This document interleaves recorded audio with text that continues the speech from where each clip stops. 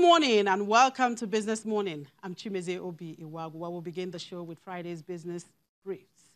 Now, the federal government is on the verge of ramping up the agricultural sector and creating new jobs in a fresh $1.1 billion agricultural loan project with the Brazilian government. About 5 million new jobs are expected to be created in the loan sourced under a Nigeria-Brazil bilateral project, Green Imperative, which was launched at the presidential villa by Vice President Yemi Osinbajo.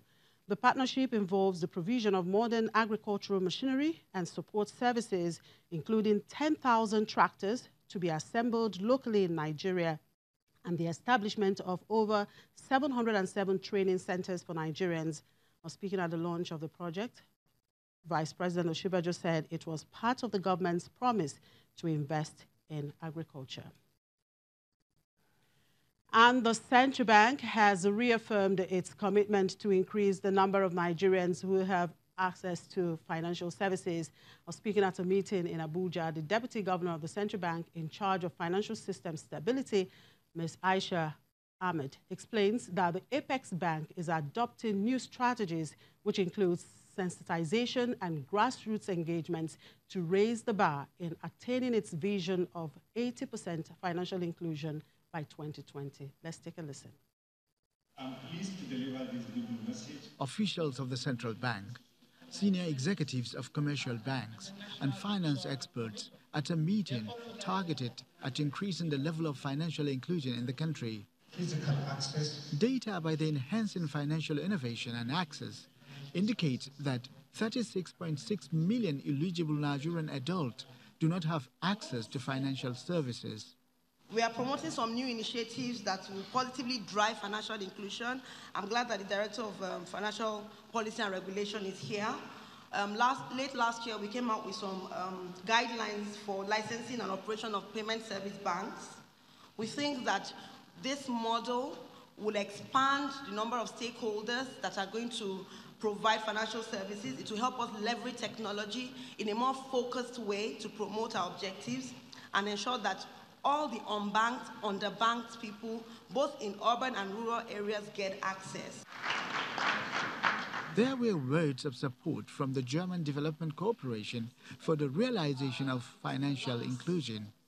To date, we have implemented and supported financial literacy trainings for more than 50,000 people, among others in cooperation with the Federal Ministry of Youth and Sports Development, the NYSD Volunteer Corps, and of course, the CBN. A performance by students for the advancement of global entrepreneurship sums up the agenda for the day. According to the World Bank, as of 2018, over 60 million Nigerians are not yet financially inclusive. This challenge can be traced to poor banking penetration, inadequate financial inclusion, especially in the face of changing technology and media. And after the speeches, the Deputy Governor of the Central Bank unveiled the bank's revised financial inclusion strategy. Financial literacy.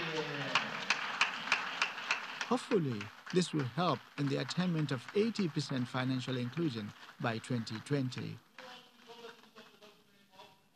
The House of Representatives has passed the Companies and Allied Matters Act 2018. The new Kama bill, described as the boldest reform attempt in Nigeria's corporate environment, replaces the act which was promulgated in 1990 and lasted for almost 30 years.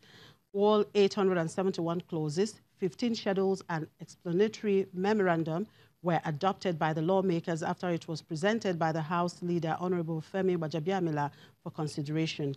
The Deputy Speaker of the House, Honorable Yusuf Lasso, who presided, described the bill as the most important bill in the country as regards the ease of doing business.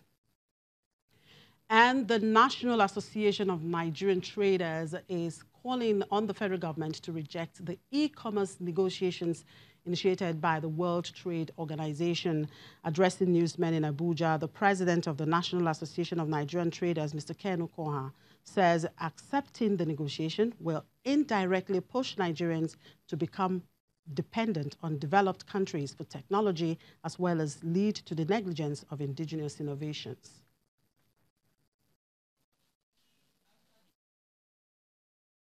Having worked closely with partners in developing countries and have witnessed the devastating impacts of previous free trade agreements on small-scale farmers, on infant industries, and on their communities, we therefore call on the business community, on the citizens and groups, and on governments, MDAs, to reject the e-commerce negotiation in the WTO.